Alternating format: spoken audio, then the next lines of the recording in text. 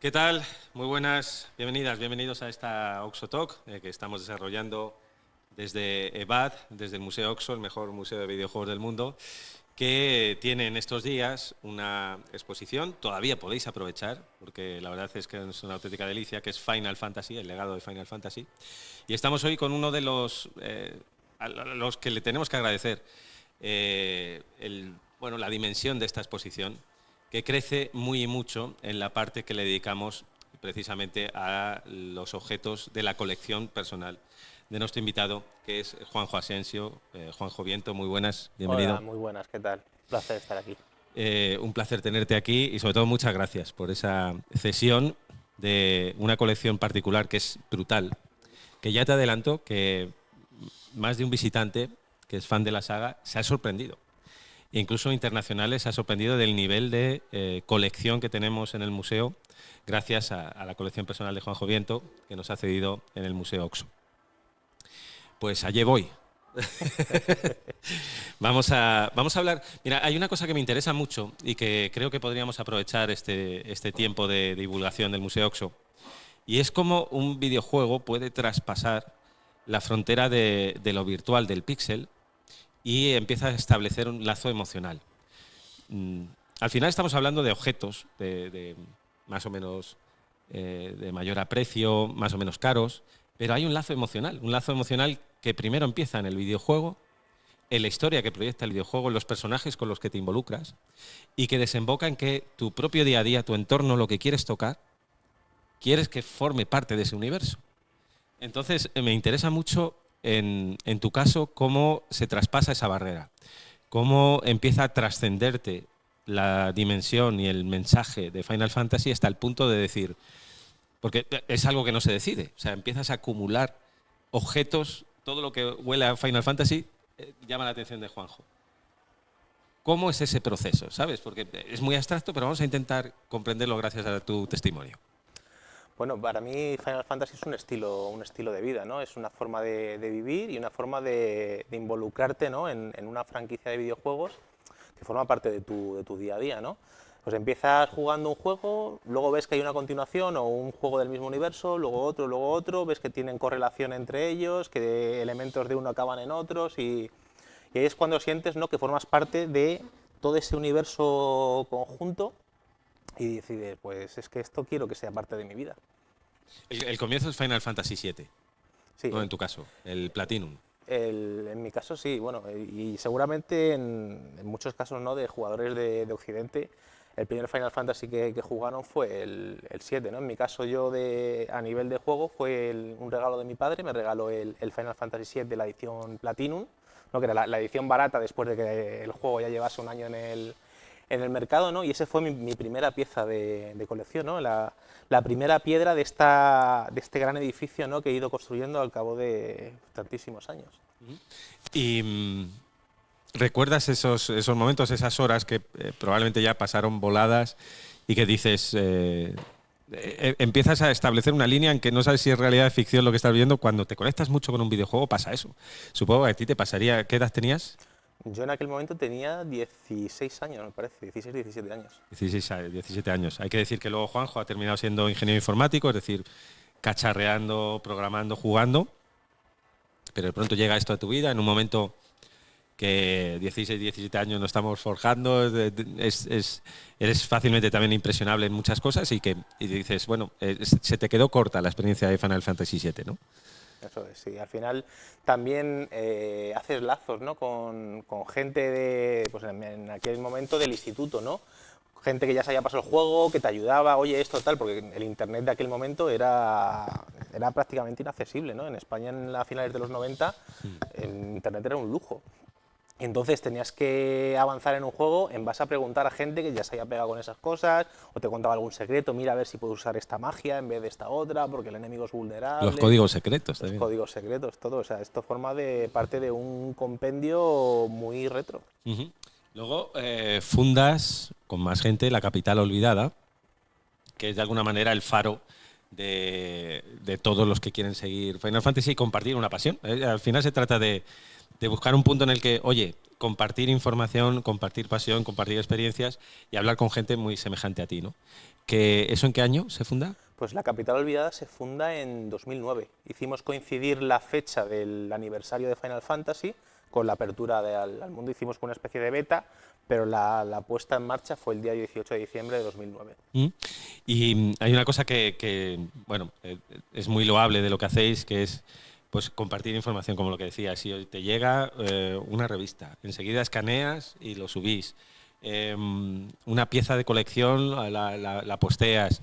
Cualquier curiosidad, porque claro, ahora más, ¿no? Pero antes, cualquier curiosidad que venía de cauces, digamos, oficiales de Japón, aquí a veces se perdía, ¿no? Pues intentar recopilar, se ha filtrado esto, esta es la explicación de este personaje. Es decir, es un trabajo de seguimiento de pico y pala, ¿no? Sí, eso es. Al final, pues parte de ese coleccionismo que yo tengo no es en base a conseguir documentos que no se han visto nunca en Occidente, ¿no? Que nadie se ha molestado en traducirlos. Hace poco, poco, entre comillas, se descubrió un secreto de Final Fantasy IX que estaba en una guía japonesa, pero que nadie se había molestado en traducirla. Y era un secreto que en Occidente tardó, creo que fueron 15 años en aparecer, y había estado al alcance de todo el mundo. Cualquiera que cogiese esa revista japonesa, había una tabla en la que te explicaba lo que tenías que hacer para conseguir ese secreto que no se había visto nunca. Uh-huh. ¿Hay diferencia en recibir Final Fantasy desde la cultura occidental a la cultura japonesa? ¿Y dónde establecerías las diferencias? Pues bueno, afortunadamente hay un curro muy grande de localización, porque la traducción de un videojuego muchas veces no es solo traducir y ya está, sino adaptar culturalmente ese juego a Occidente, ¿no? El caso de Final Fantasy IX yo creo que es uno de los que más recuerda pues todos los jugadores, ¿no? O sea, nombres de personajes como Perico el de los palotes te hacen pensar que ese juego se ha hecho en España en vez de en Japón, ¿no? Hay un trabajo muy bueno detrás que ayuda a asentar culturalmente ese juego en otras regiones muy distintas, ¿no? Como es de Japón a Occidente. Uh-huh. Pero me refiero a la percepción, es decir, al mensaje de Final Fantasy. Así eres japonés o si no lo eres. Es evidente que hay una raíz europea, cultural, que está metida en el juego, pero claro, tamizada por la visión japonesa. Entonces, no sé si tú, hablando con un fan japonés, detectas que leéis el mensaje de alguna manera diferente o no. Yo creo que no, porque al final es una narrativa muy, como bien comentas, muy occidental, ¿no? Al Sí. final, en muchos Final Fantasy parece que estás jugando a Dungeons and Dragons, ¿no? Es un compendio de glosarios y demás que son homenajes a Dungeons and Dragons, y al final parece una partida, ¿no? Vas aquí, consigues este objeto, ve a este santuario, tal, ¿no? Es una sucesión de eventos y al final es una narrativa muy, muy occidental, ¿no? Lo que pasa es que, por ejemplo, si analizas el terror japonés, ¿no? Y por qué vemos tantas veces pues esto del pelo largo mojado, el agua. Evidentemente hay un miedo intrínseco al agua en Japón que quizás no tenemos aquí tanto, o, ¿sabes? Rasgos muy característicos. Pero es verdad que Final Fantasy, analizándolo según te lo estoy preguntando, es bastante europeo en esa visión, en concreto europeo, diría. Bueno, después de Final Fantasy VII, ¿cuál fue tu recorrido? Bueno, pues seguir jugando, ¿no? Esa puerta de entrada a Final Fantasy, pues empiezas a tirar hacia atrás, ¿no? ¿Por qué estamos en el 7? Pues empiezas a ver porque juegas al 6, que realmente se llamaba el 3 en Esto Norteamérica. es como en Star Wars, que empiezas en el Claro, 4 y dices, ¿aquí qué ha pasado? ¿qué ha pasado aquí, no? ¿Por qué este 6 se llama 3 en Norteamérica, no? Pues eso, empiezas cuando puedes, vas a cibercafés, ¿no? A finales de los 90 a buscar información, ¿no? Dejas 100, 200 pesetas y dices, a ver qué encontramos aquí, ¿no? Buscas páginas hechas por fans, teorías loquísimas, ¿no? Porque con Final Fantasy VII hubo mucha leyenda urbana en torno al destino de Aeris, ¿no? Y entonces, claro, buscaba saber qué pasaba con ese personaje, si podías salvarlo, tal, y había muchísima información, gente que decía, no, yo es que he trabajado en Square y este juego está incompleto, y para que pase esto tienes que hacer no sé qué, tienes que poner, o sea, había muchísima leyenda urbana, gente que afirmaba que lo había conseguido, ¿no? Es la magia del internet de los 90. Uh-huh. ¿Y cuál es la primera pieza de la colección? Si es que en ese momento eras consciente de que estabas teniendo una colección. Pues bueno, el primero que he comentado es ese Final Fantasy VII Platinum que me regaló mi Sí, padre. pero me refiero más allá del Más, videojuego. más allá del videojuego, pues creo recordar que me compré en eBay al principio de siglo, vendían colgantes y demás que eran, luego te descubres que eran falsos, que eran hechos en China y no era merchandising oficial, que eso pues al final acabas regalando y demás, ¿no? Pero ya ahí es cuando ya dices, voy a intentar pues comprar cosas que no sean solo videojuegos, ¿no? Música también, que ibas a las tiendas de manga pues del barrio y demás, y empiezas a comprar CDs de música que vendían allí, que dices, ¿cómo es posible que estén vendiendo música, ¿no? Cómo es, era una cosa totalmente novedosa. Por cierto, ¿por qué hay tantas ediciones en vinilo de la banda sonora de Final Fantasy? Pues eso es algo que ha empezado al nivel que están ahora, es muy reciente, ¿no? Han visto que tiene bastante audiencia a nivel de coleccionismo, ¿no? Porque no es lo mismo coleccionar un CD que un vinilo, ¿no? Que es con tu caja de cartón, sacas el disco y si tienes un tocadiscos pues lo reproduces y el sonido es muy superior al que te puede reproducir de forma digital, ¿no? Bueno, sí, es diferente. Es Sí, un ese, sonido. el chisporroteo, ¿no? Es otro tono, ¿no? Y además están sacando bandas sonoras antiguas con remasterizaciones y demás que en aquel momento pegaba más haber sacado en vinilo, pero sacaron solamente en CD, ¿no? Hablamos de bandas sonoras de los años 90, que ahí todavía el vinilo tenía un poco de fuerza y las están sacando ahora en 2020. O sea, empezamos con un simple pin que encima era falso o un simple llaverito, pero cuando empiezas a tener la primera merchandising o pieza especial oficial que dices y que además la estaba buscando.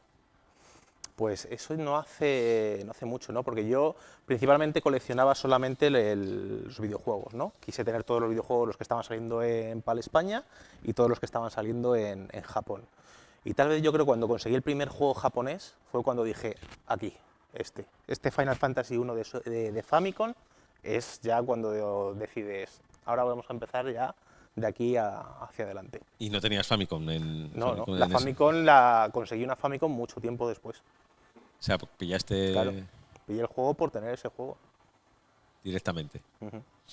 Y, y los discos, todas estas piezas que empezamos a ver, empiezas a partir de ahí como una ola, ¿no? Claro, Directamente se empiezan a sumar una cosa con otra. empiezas a buscar, ¿no? en eBay, que era el único portal de entrada a Japón en aquel ¿Pero momento. tenías algún referente? Es decir, alguien cercano a ti que ya tenía algo de Final Fantasy y tú dijiste, pues yo voy a tener mi propia colección. Sí que tenía conocidos que habían conseguido discos, juegos japoneses que no habían salido aquí, pero bajados de internet. Con lo cual, a mí me los habían copiado y tal, pues muy bien, muy bonito, pero yo lo quiero tener en mi estantería, quiero tenerlo, quiero sacarlo, quiero ver el manual, quiero ver ese arte de Yoshitaka Amano en los discos. Y ahí es cuando ya vas a los portales de subasta a buscar piezas. ¿Tienes una estimación de cuánto te has gastado? No quiero hacerla. ¿Te han ofrecido algo? Por toda la colección no, pero sí que por piezas sueltas sí que me han ofrecido, por ejemplo, el famoso ukelele firmado por, no sé, son 10, 15 compositores. Me han llegado a ofrecer 10.000 euros, en plan broma, pero en plan si cuela, cuela. 10.000 euros 10.000 euros, y sí, te los daban. así como estos. Pero es que para mí es el valor sentimental, ¿no? Es Porque, una historia. claro, lo que has hecho también, lo que podéis ver en la colección es que hay gran parte de las piezas que están firmadas. Es decir, no solo el trabajo de acumular, de seguir los juegos, sino de intentar tener un contacto con los creadores. Y además, de una forma muy respetuosa, porque te empiezas a fijar en los compositores, en el arte, en el director del juego, por supuesto, pero que entiendes muy bien cómo se hace un videojuego desde el principio y buscas a las personas, le quieres poner nombre y apellido a las personas que te han hecho sentir lo que tú sientes, ¿no? Eso es, porque son gente que ha entrado en tu casa, en tu vida. Son gente que desde su oficina en Japón ha conseguido meterse en tu vida y formar parte de ser parte de tu familia. ¿Y ha habido algún momento típico de caída de un mito? De algo que no te esperabas decir, ostras, no me esperaba que esta persona que ha creado este juego o esta parte del juego de Final Fantasy me haya recibido así o me haya contestado así. No, al contrario, además los japoneses son gente muy, aunque se estén cagando en tu padre, pero no te lo están demostrando, ¿no? Te están mostrando su cara amable. Llevo aquí 10 horas firmando y vienes tú aquí a pedirme una foto, pues venga, me la hago contigo, me voy a cagar en ti, pero no, no. Y es más el proceso contrario, ¿no? De gente que no te esperas, porque tú sabes cómo son los japoneses, ¿no? De polites, ¿no? De respetuosos Y muchas veces, pues eso, rompen un poco su protocolo, te dan la mano, que es algo que tampoco en Japón sea algo muy típico a desconocidos, ¿no? Y te das la mano yo qué sé, te pasa la mano por la espalda o te dan un abrazo, ¿no? Que son cosas un poco Se ajenas a su suele tener cultura. poco tiempo. ¿Cómo te presentas tú en esas interacciones? Soy Juanjo de la Comunidad Española.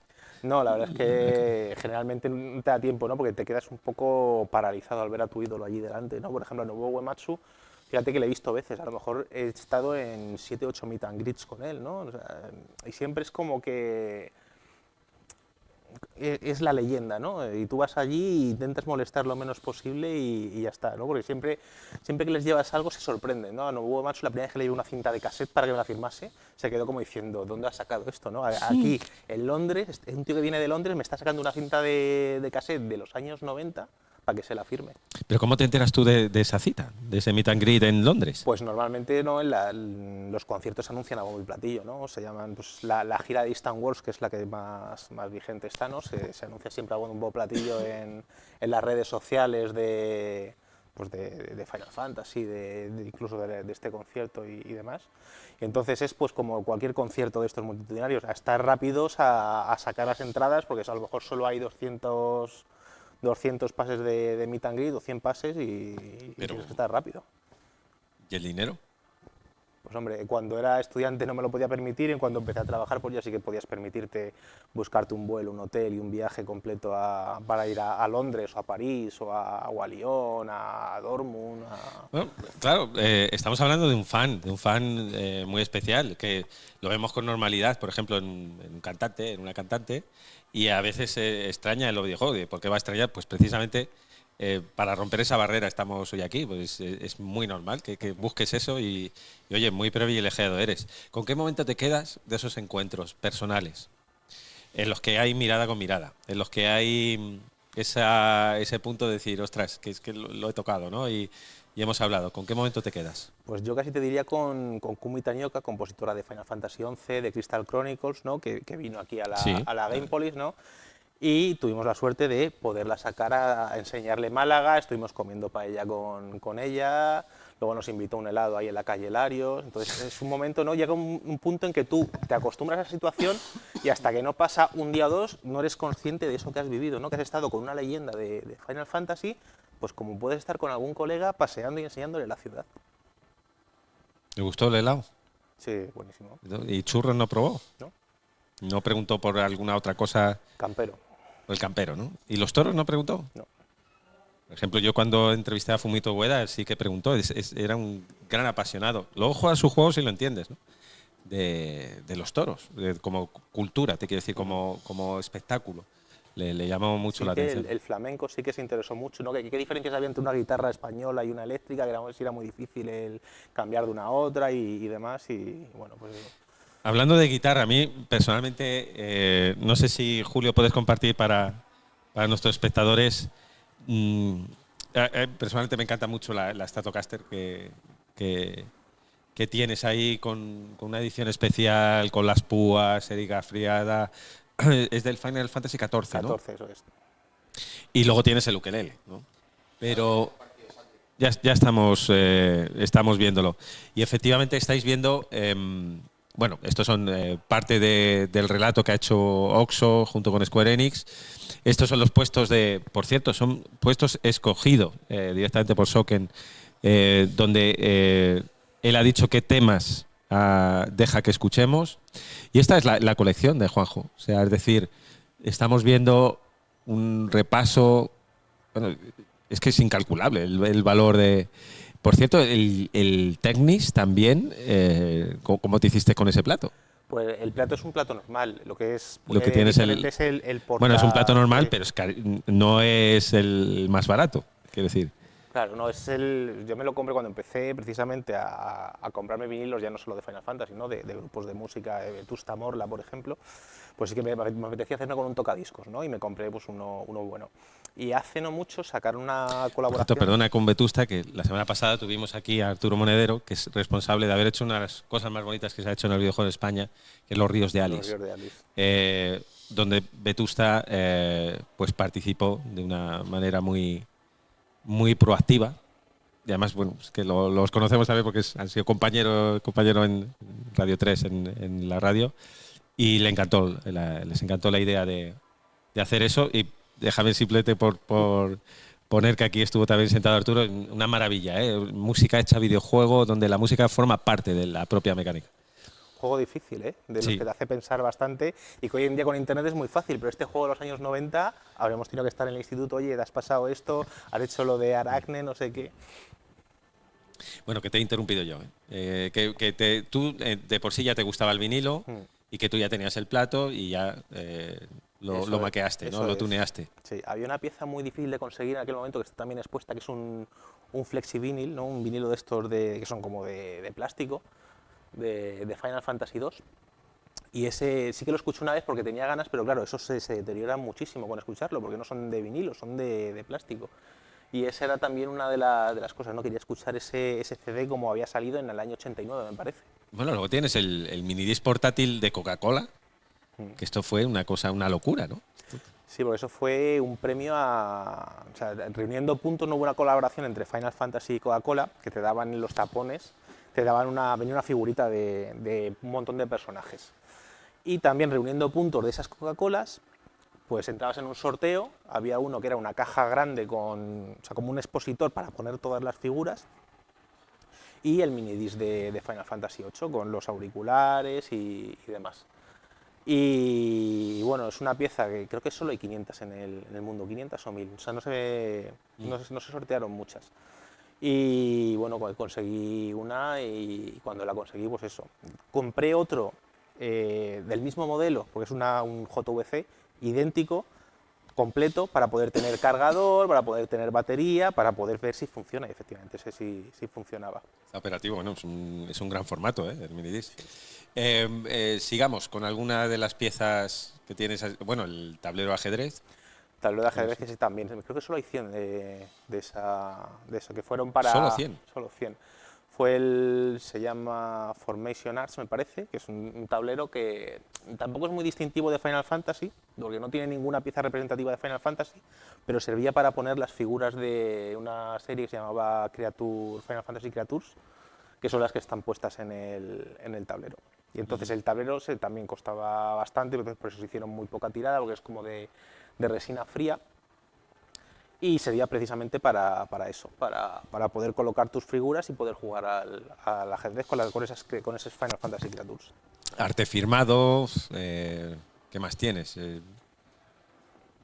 El casco, ¿no? Por ejemplo, Bueno, el el casco. casco escala 1:1 también, esas también hay una tirada muy baja de esos cascos, ¿no?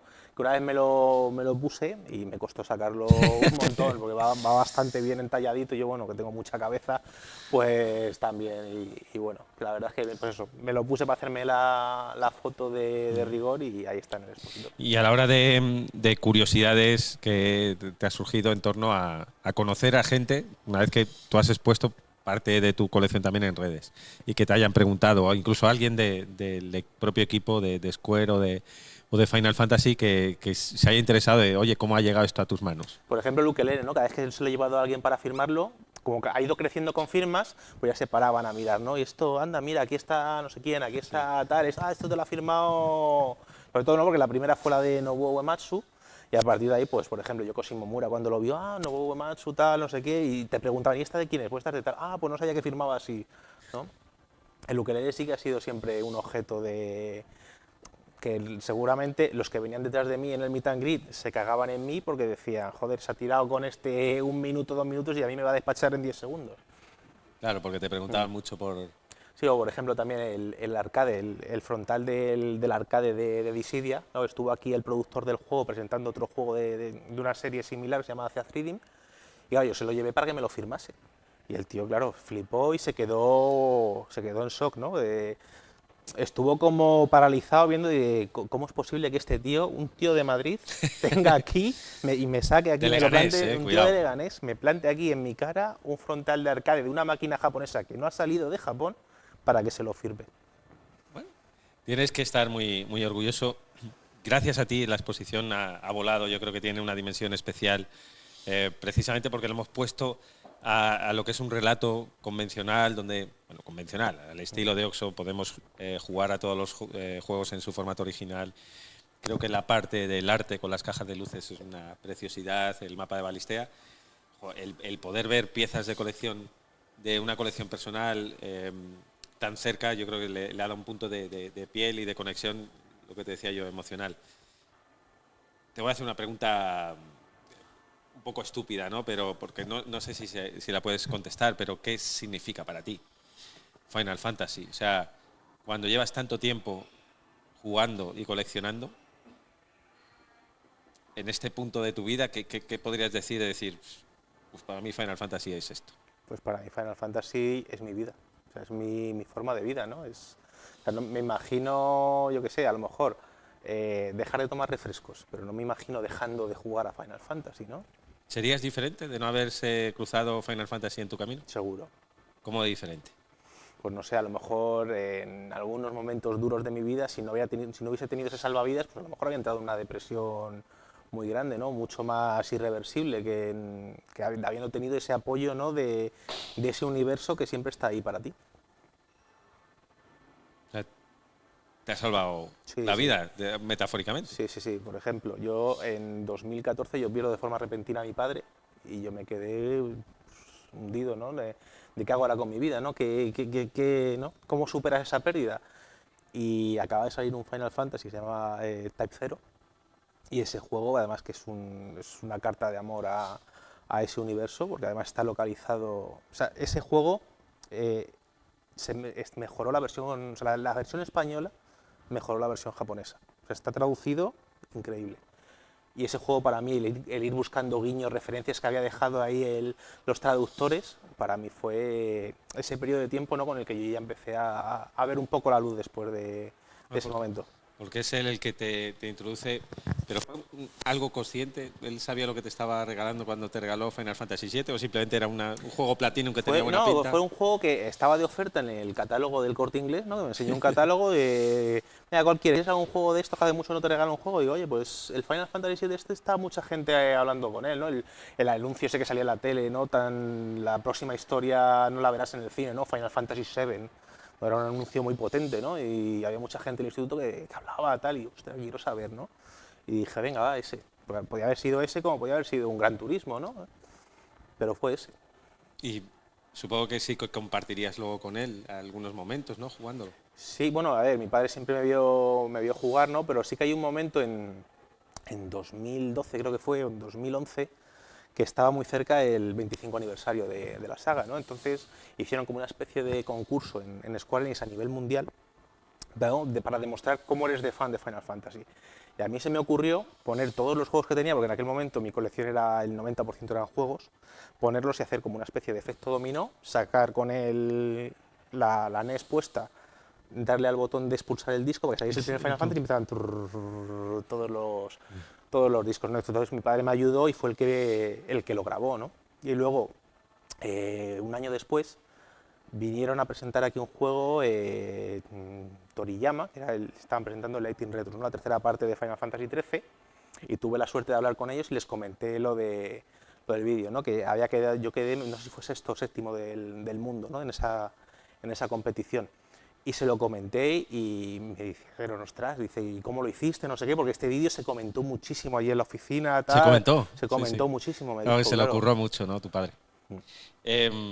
Bueno, luchando con la luz y la oscuridad, ¿no? Cuando hay momentos de oscuridad, también el propio videojuego te ha levantado. Y te agradezco mucho que hayas contado esta anécdota personal, porque demuestra lo que decíamos, ¿no? Como un videojuego puede traspasar lo virtual y generar un vínculo emocional hasta el punto que nos ha confesado. Dice que si no llega a ser por Final Fantasy, pues a lo mejor estarías, pero vamos, no sé de qué manera, Claro, ¿eh? exactamente, porque Y yo además en ese momento estaba hasta renegando de la saga, porque yo me acuerdo que en ese momento había conseguido en eBay un Final Fantasy IX firmado por Sakaguchi y fue como, le dije, oye, cancélamelo, que estoy como, mira, lo siento, pero...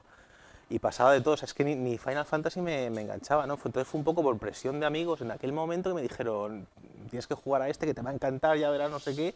y fue el juego que me reenganchó a la saga y otra vez volví, porque fue un impasse a lo mejor de un año, 2 años, los que estaba como renegando de Final Fantasy. Sentirte tú en un universo que te llega a través de tu padre y que de pronto desconectas de una realidad que era pues mejor no pensar mucho en ello y intentar tirar, pero gracias a la fantasía pues levantar el vuelo. Pues realmente normal que tengas esa conexión con Final Fantasy. No sé si los creadores a veces son conscientes de lo que un videojuego es capaz de hacer en un jugador.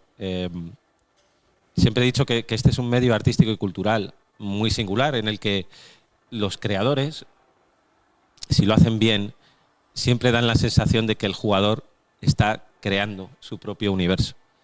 Y no es el típico medio cultural en el que alguien crea en su atalaya: yo soy Francis Ford Coppola y esto es Apocalipsis Now, y esto lo ves y tal.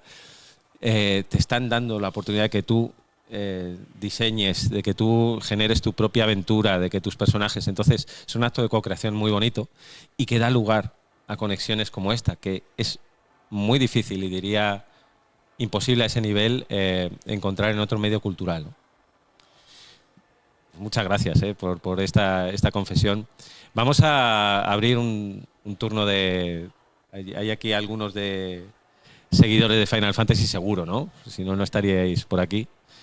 Tenéis aquí a Juanjo, tenéis su colección, tenéis la posibilidad de compartir también vuestra propia experiencia, ¿no? ¿Qué ha significado para vosotros Final Fantasy? O si tenéis alguna pieza de colección que queráis destacar o decir aquí. Os voy a tener que dejar este micro, creo, ¿no? ¿O tenemos otro? Julio. Vale.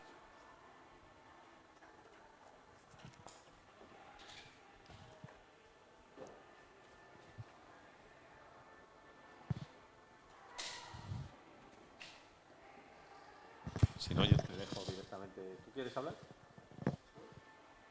No, la chica. Sí, vale. ¿Puedo?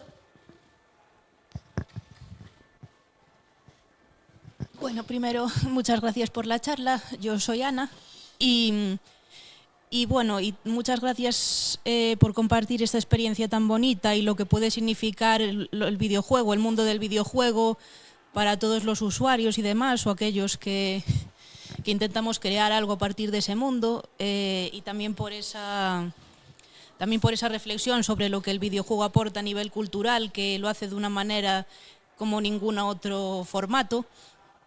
Esa fue una de las razones por las cuales yo estudié un máster en videojuegos, después de estudiar una carrera de ciencias culturales, difusión cultural, y un máster anterior de lo mismo. Pero el mundo del videojuego, cierto, aportaba algo que sientes que no aporta de otra manera, esa forma de interactividad donde tú puedes generar y diseñar tu propia historia en muchos casos, y en tu caso vemos que es con el Final Fantasy de una forma muy especial. Me pregunto, aparte de Final Fantasy, ¿has sentido eso mismo con, bueno, igual no al mismo nivel, pero con otros videojuegos? Pues yo empecé jugando, o sea, los primeros videojuegos que recuerdo eran los de un Amstrad CPC, un equivalente a Spectrum, ¿no? Los juegos de cinta de cassette, ¿no? Entonces, esos recuerdos, ¿no? de meter la cinta en el cargador, darle al play, irte a merendar, porque ese juego tardaba en cargar 10 minutos, ¿no? Entonces, esa magia siempre la recuerdo, y cada vez que oigo el sonido de la cinta cargando, pues en YouTube o lo que sea, o alguna vez en casa que lo he probado, pues o sea, no es una sensación similar a la de Final Fantasy, pero sí que me retrotrae a mi infancia y me recuerda. Ahora que estoy hablando, parece que tengo 50 años, pero no, tengo 39 todavía.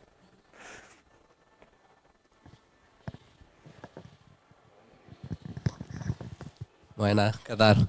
Nada, agradecer la charla, la verdad ha sido muy bonita, muy emotiva, y yo creo que muchos fans de Final Fantasy al final nos sentimos identificados, ¿no?, con muchas de las cosas que ha dicho, así que agradezco tus palabras, vaya. Y nada, yo quiero preguntar, porque soy consciente de que tienes una colección también muy buena de bandas sonoras, ¿no?, ya no solo de Final Fantasy, sino de Square, por si nos puedes contar un poquito más de esta colección. Pues una cosa buena que tienen las bandas sonoras es que ocupan muy poco espacio, pero al final es un disco muy pequeñito y bueno, tengo alrededor de unos 800 álbumes de música, principalmente de Final Fantasy, pero también de Squaresoft y de Square Enix. Y pues hace como 4 o 5 años empecé a centrarme en la música, precisamente por eso, porque llega un momento en que no tienes espacio y dices, vamos a empezar a coleccionar cosas. Pero claro, empiezas a llenar un mueble y en ese momento pues dices, ostras, pues también, porque claro, a lo mejor sale el tema Days on Me de Final Fantasy VIII, que lo hizo una cantante pop muy conocida, que es Fei Wong, que es una cantante china, lo petó en Japón, con lo cual en todos los recopilatorios que sacaba de Mi Music metía tal. Recopilatorio de canciones de amor, tal. Entonces, claro, también es otra forma de coleccionismo, ¿no? Ir buscando, porque no hay ninguna lista oficial que digas, dame todos los discos en los que Fei Wong ha participado y ha sacado. Pero a lo mejor hay como 30 o 40 discos, pues poco a poco vas coleccionando, ¿no? Porque cuando ya tienes todas las bandas sonoras, en todas las versiones que han salido, o sea, el first print, segundo print, reedición de no sé qué, tal. O sea, yo tengo alrededor del 95% de todos los álbumes que han salido de Final Fantasy, son unos 700 y pico. Entonces, cuando tienes eso, dices, ¿con qué sigo? Pues empiezas a buscar todas esas colaboraciones que ha habido en otros discos que no tienen que ver con Final Fantasy, pero tienen temas de Final Fantasy.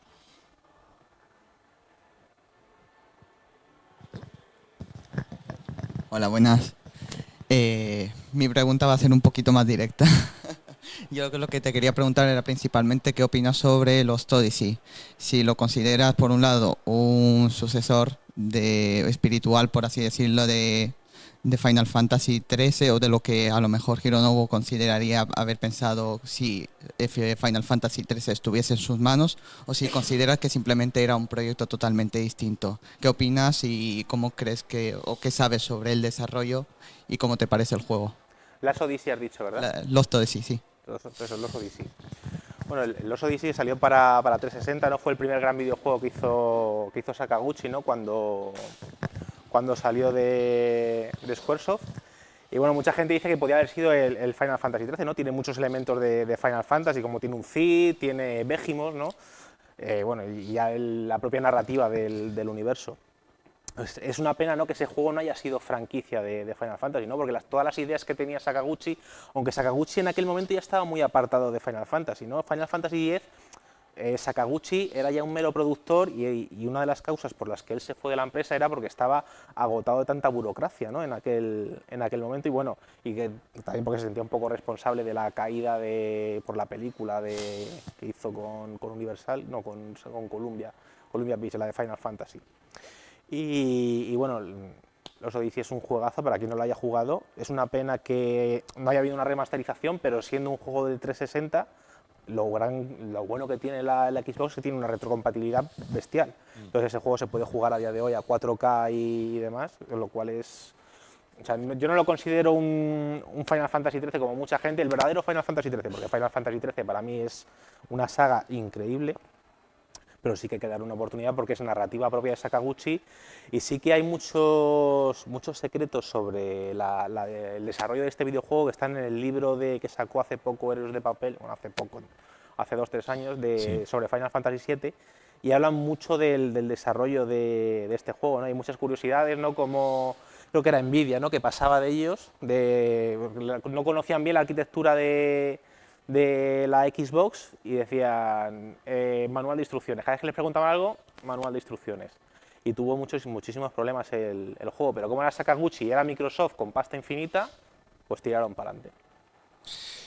De la saga, ¿cuál es el Final Fantasy más flojo? De la saga principal. Es que principal. hay unos 300, 400 Ya. títulos de Final Fantasy, entonces... Te diría primero la principal y después del universo Final Fantasy. ¿Cuál sería el peor? Luego vamos al mejor. O el que te cuesta incluso hoy decir, esto no debería haber pertenecido al universo Final Fantasy. Pues me cuesta, Me cuesta porque todos los Final Fantasy no los quiero casi como a un hijo, ¿no? Pero A todos le encuentras algo. Sí que el que siempre todos tienen algo, ¿no? Por ejemplo, hay dos que siempre están como muy diseñados, que son el 13 y el 2. El 2 porque es como que no está ahí entre medias, ¿no? El 1 fue el 1, el 3 el primer sistema de oficios, pero el 2 está ahí, pero tiene una historia muy bonita, no sé, tiene mil elementos que luego acabaron siendo muy recurrentes en otros Final Fantasy. Y el 13, pues porque se puso de moda criticarlo y mucha gente, pues del meme, pues el Final Fantasy 13. Y es curioso porque ahora que han pasado 10 años de su lanzamiento, está pasando lo contrario, ¿no? Se está convirtiendo como una especie de juego de culto. O sea, poca fisura ahí. Y el mejor, el que tiene un rinconcito en tu corazón. Para mí el 4. El 4 siempre es como el lugar al que volver, ¿no? Tengo muchos... El 6 y el 9 también son mi debilidad, pero si me tuviese que quedar con uno, diría el 4. Porque, como decías, era referencia, tanto el 1, 2, 3 como claro, el 8. Exactamente, ¿no? Tiene muchas cosas del 1, 2, 3, incluye una narrativa muy novedosa en aquel momento, ¿no? El sistema de combate, y luego elementos que se han ido usando, o sea, he usado elementos del 1, 2 y 3, pero ha habido muchos guiños posteriores, ¿no? Incluso el Final Fantasy X, ¿no? Tiene personajes que aparecieron por primera vez en el 4, ¿no? La historia de redención, de luz y oscuridad, ¿no? De sí. el caballero oscuro que se convierte en paladín, el amigo que les traiciona que luego se vuelve a ser un pilar con el grupo y demás, ¿no? Es una historia que me encanta, ¿no? Siempre que pienso, la música que suena en mi cabeza muchas veces sin pensarlo es la del 4. Uh-huh. Ahora voy con el público a ver cuál es el preferido. Y de las figuras oficiales, o sea, de las figuras del merchandising, de los productos oficiales, ¿cuál crees que ha sido el más loco o el más olvidable? Es decir, esto no debe haber tenido el copyright de Final Fantasy. Pues mira, me compré hace poco y luego cuando me llegó dije, ¿para qué cojones he comprado esto? Fue en mitad de la pandemia que sacaron un abridor de puertas. Era como una especie de barra de metal, el que tenía como un gancho y un agujero para meter el dedo. Y servía para abrir picaportes de puertas sin tener que tocar la puerta. Ah, bueno. Pero tampoco es tan malo, ¿no? Sí, pero es como, ¿para qué he comprado esto? O sea, cuando me llegó digo, ¿para qué? O sea, no lo voy a usar en la vida, ¿para qué lo he comprado? Bueno, voy a hacer una encuesta breve por aquí, venga, vamos a ver el Final Fantasy peor,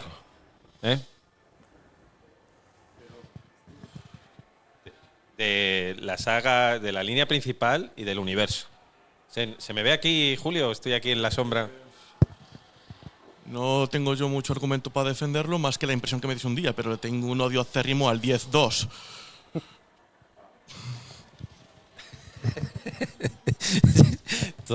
Todavía se lo tiene guardado, se le nota. El 10-2 no puedes. No, nada. O sea, me acuerdo de jugar de chaval que no era ni lo que quería ni lo que buscaba, lo aborrecí por todos lados y nunca le volví a dar una oportunidad. Así que me quedó ese estigma. ¿Y el...? Sí. Juanjo ha dicho el 4. ¿Cuál es el tuyo? Pues el 4 llegó a mis manos con el 5 en el Anthology, que también muy de chaval, y me los compró mi padre también. Pero es que me vinieron en inglés. La de años que tardé yo en entender esos juegos y en acabarlos, demasiados. Igual... ¿Te han ayudado a aprender inglés? Sí, de hecho soy muy consciente de que el inglés de primero de bachillerato lo aprendí porque me acabé el Final Fantasy V. Sí, claro. Venga, tú sí. Vale. Pequeña nota, creo que es el 10-2 porque el 10 a secas le generó ahí un listón muy alto. Bueno, mi caso, yo de los dos soy la que mucho menos cultura de Final Fantasy tiene. O sea, aquí es el fan de Final Fantasy, yo más del mundo videojuego en general. Y peor, o sea, he jugado tan poco que no podría decir un peor. Tengo cariño a la historia del 7, que es una de las más míticas y es con la que el videojuego se hizo popular, personaje de Cloud, Tifa, Sephiroth. Y en su momento el Final Fantasy XV me pareció que era el punto donde la saga empezó a repuntar y también lo exploré un poquito, pero admito que no llegué a terminar, así que sinceramente de peores tengo tan pocos que no voy a aclarar, pero 7 sí es el más especial en mi caso.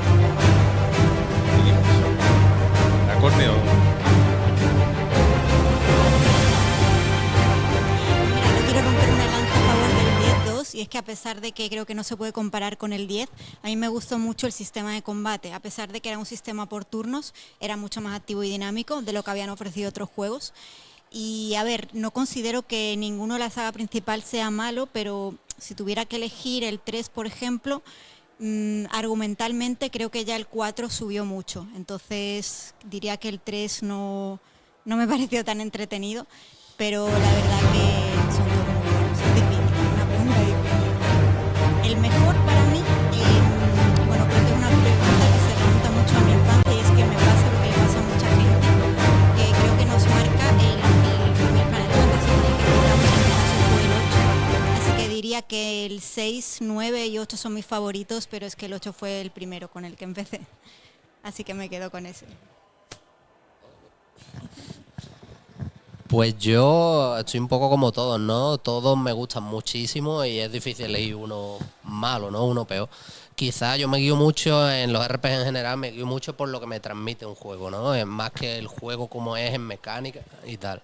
Y el que menos me transmitió es el 12 en mi caso. No me terminó de llenar su historia, ni los personajes no me dijeron tanto, ¿no? como en otros juegos. Entonces yo diría de peor el 12, pero vamos, cogido con pinzas. Y de mejor el 7, yo soy de los clásicos de que fue mi primer Final Fantasy y me llenó muchísimo y me quedo con el 7. Bueno, yo creo lo mío va a ser muy escueto porque me lo ha robado todo. Primero basaría exactamente en lo que me ha hecho sentir el juego y efectivamente creo que si tuviese que elegir a todos y cogido con pinzas, pero sería el 12. El 12 también yo tengo la historia, a mí me gusta más que me llegue más por los personajes, por la fantasía y por la aventura que tienen ellos, y el 12 me da la sensación que es como más mucho viaje pero poco ocurre, ¿no? Entonces por ahí diría el 12. Y el que más me transmitió y diría que prácticamente me cambió la vida y mi forma de ser y de pensar en el momento en que lo jugué fue el 8, sin duda. La música, la historia y todo. Como él, exactamente igual. Pues yo, en cuanto al peor Final Fantasy, puedo dar dos respuestas. O puedo dar bien la respuesta honesta o hacer trampa. Así que ya como ustedes decidáis. Porque la de respuesta tramposa empieza haciendo trampa. Pues diría perfectamente que el principio de Final Fantasy XIV es catastrófico. Y yo creo que es innegable y yo creo que habrá alguien que lo defienda y lo respeto, pero yo creo que es un poquito complicado defender el inicio que tuvo Final Fantasy XIV. Pero quitando, obviamente, las versiones online y tal de la línea principal, yo considero que para mí el peor Final Fantasy fue realmente el 13, porque yo recuerdo haber comprado el 13, estaba súper ilusionado, venir, poner el disco, jugar y darme cuenta de que me había quedado dormido. Entonces, desde ese momento dije, mira, a lo mejor le doy una oportunidad más adelante y seguramente le doy una oportunidad más adelante, pero eso me dejó un pequeño trauma con el 13 que tendría que ver si puedo corregir. En cuanto para mí el mejor, me encantó muchísimo el 10. Estética, ni siquiera lo destaco por la historia, que también me gustó mucho la historia, pero estéticamente me pareció precioso, la verdad. Gracias. Gracias a ti. El 10 que no el 10-2. Bueno, muchísimas gracias. Bueno, al final has visto, cada uno ha señalado más o menos alguno. ¿Tú sentías? ¿Ha habido alguna cosa que te ha extrañado de lo que nos han dicho? Bueno, el 12 al final, para mí es el juego más divertido de la saga. Porque tiene un sistema de combate que se llaman gambits, que es algoritmos, hacer algoritmos hacer algo. Sí, que estoy con el mood de poner el micro. Y claro, me está diciendo Julio, no, pero es que él es invitado y tiene micro. Ah, claro. Pues eso, comentaba, el 12 tiene un sistema. Así sonaba estéreo, ¿no, Julio? Claro. Así sonaba. Con eco, ¿no? Más potente, ¿no? Perdona. Y eso, o sea, al final, a los personajes tú le puedes poner un algoritmo. Si tiene tanta vida, haz esto. Si te enfoca un enemigo, haz esto. Si alguien del equipo sufre estado piedra, haz esto. Entonces, claro, tú te ibas configurando tu sistema de combate para cada personaje. A mí eso me pareció súper divertido. Yo salía por ahí al mundo abierto a pegarme con bichos a ver si estaban funcionando las cosas. Entonces, a mí el 12... Y bueno, la historia de Matsuno, ¿no? El guion original, que fue el primer Final Fantasy que compartió universo con otro Final Fantasy ya existente.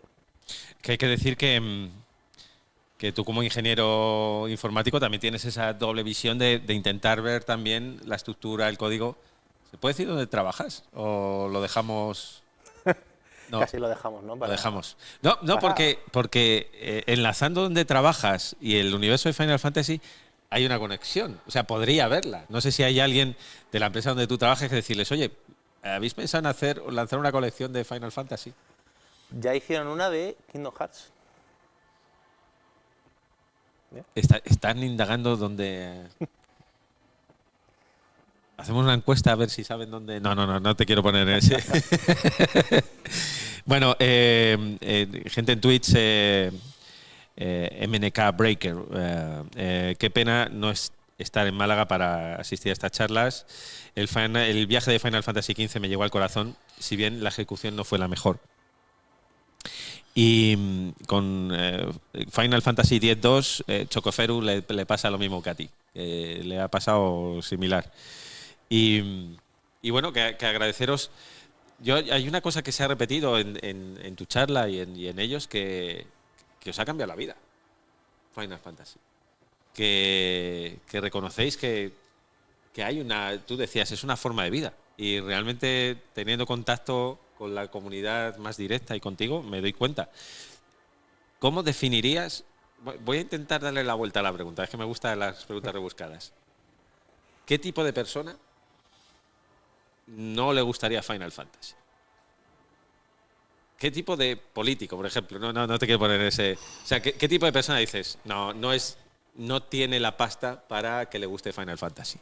¿Cómo es esa persona? Ostras, pues me costaría encontrar un tipo de persona que no le pudiese gustar. O sea, alguien que no le guste leer, por ejemplo, porque como al final Final Fantasy está muy basado en narrativa, si no te gusta la narrativa, es posible que un Final Fantasy te aburra y lo que te guste sea pues un juego de acción y que sea un juego de peleas, un juego de coches o demás. Pero es curioso porque precisamente has dicho de políticos, hay un político que se declaró fan de Final Fantasy, estuvo cuando salió la demo del remake, estuvo en la feria, que es Alberto Garzón, y de hecho le entrevistó Hobby Consolas hablando de... El exministro de Economía, de Consumo. De Consumo.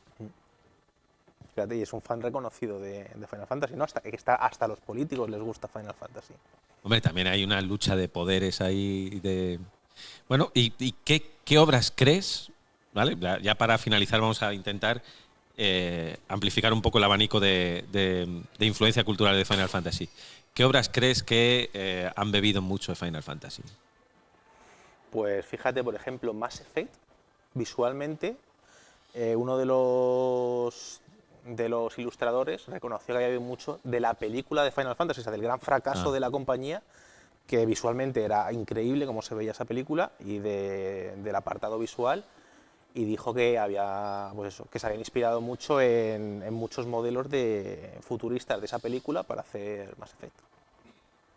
Vaya. ¿Alguna cosa más que haya influenciado? Pues no te sabría decir, porque claro, como tampoco me da la vida para jugar a otros juegos que no sea Final Fantasy, porque o me dedico a una cosa o a otra. Y en cuanto a las influencias dentro de Final Fantasy, de títulos, de otras fantasías, ya sea épicas, medievales o futuristas. Pues Sakaguchi siempre reconoció que era muy fan de Ultima, ¿no? de la saga de juegos de Apple, creo que era, ¿no? Empezó para salir para los Apple. Y sí que se nota que ha bebido mucho de esa franquicia, que es fantasía medieval, ¿no? Que es a lo que siempre ha aspirado la saga Final Fantasy, ¿no? La mayoría de los títulos son de fantasía medieval, de corte muy de medievo europeo, ¿no? De grandes castillos y demás. Están cosas como Dragon Age, ¿no? Y también tiene ese universo, ese lore tan potente. Pues bueno, que agradecerte de nuevo. Primero, lo primero de todo, como museo, yo soy representante aquí de OXXO, que esta exposición haya tenido, pues que esté teniendo. Aprovechad estos días y recordad que la segunda planta es la planta de exposiciones temporales. Eso quiere decir que no va a estar siempre. Yo aprovecharía, si queréis volver a visitar, porque hay piezas realmente únicas, singulares. Creo que es una exposición que no ha habido otra igual. No me suena, ¿no? Tú lo sabrás mejor que yo, una exposición de este calibre en el mundo. No, de este estilo no. Sí que en Japón, pues yo que sé, hubo una exposición para el aniversario que llegaron a recrear la iglesia de Final Fantasy VII, ¿no? Con las flores, la cruz, tal. Ostras. Eso es gordo, Eso pero no a nos cabe. nivel de merchandising, como esto, no ha habido nada. Pues aprovecharlo y que gracias a la aportación de Juanjo Sensio, pues ha sido está siendo una delicia poder pasear por OXXO. Os recuerdo que estamos a puntito de cumplir un año, que esto que es prácticamente un sueño cumplido. Muchos de los que estamos en el equipo de OXXO, repasando estos días, no damos crédito a que una cosa así sea una realidad. Hubo momentos y días en los que pensábamos que esto en algún momento se iba a caer. ¿Cómo nos van a dejar poner en el centro de una ciudad como Málaga un museo dedicado al videojuego? Y durante 35 años, más 35, o sea, ha habido a veces la sensación de decir, en algún momento alguien nos va a despertar, ¿no? Pero seguimos viviendo este sueño y por parte de Kaiju y por parte de OXXO sí que os digo y que encarecidamente os pido que lo visitéis porque es una pasión compartida. O sea, los que estamos detrás tenemos una pasión por los videojuegos, tú nos conoces, y más que un museo es un templo del videojuego al que cada cual acude a compartir una pasión y a venerar a los dioses del píxel que nos han hecho ser lo que somos, que es mucho más grandes y mucho más ricos, ¿no? Gracias a jugar videojuegos. Entonces, que aprovechéis. Que me estoy hoy poniendo muy poético. Eso ha sido por el comentario de tu padre, al que le guardamos un recuerdo allá donde esté, y que seguramente, con total certeza, está muy orgulloso de lo que eres y de cómo conviertes tu pasión en algo que quieres compartir con el resto. Así que muchas gracias. Gracias a vosotros, para mí es un honor estar aquí y de verdad un privilegio haber podido enseñar mi colección al mundo, ¿no? Para que la pueda disfrutar más gente, ¿no? A todas vosotros, muchas gracias.